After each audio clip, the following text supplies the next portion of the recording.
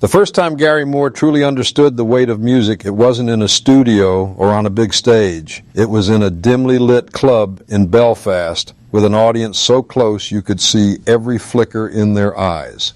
He had just finished a furious solo, one of those moments where you pour everything out, and when the last note faded, there was silence.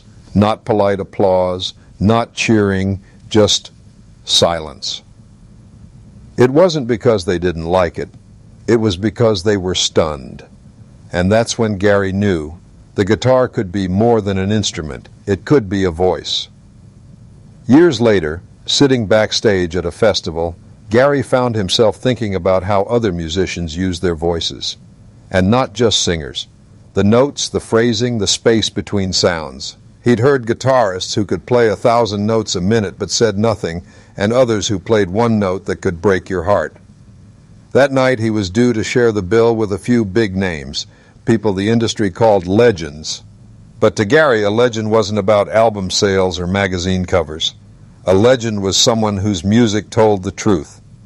He remembered a conversation with B.B. King where B.B. told him, "Son, your guitar tone is your handshake."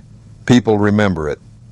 That stayed with him, and it became the invisible yardstick he used whenever he listened to others. When the festival began, Gary stood side stage, guitar in hand, listening as the first act came on. A flashy blues rock player with a wall of amps, moving his fingers faster than the crowd could even follow.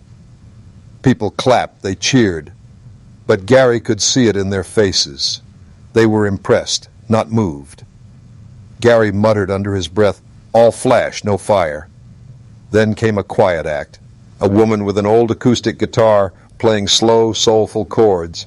Every verse she sang seemed to pull the air tighter around the stage. No pyrotechnics, no ego. Just truth. Gary leaned forward, almost smiling. That was what music should feel like. It made him think, if you stripped away all the lights, all the noise, who would still hold your attention? Who would still make you feel? And before the night was over, Gary would find himself putting that question to some of the biggest names in the room in a way they would never forget.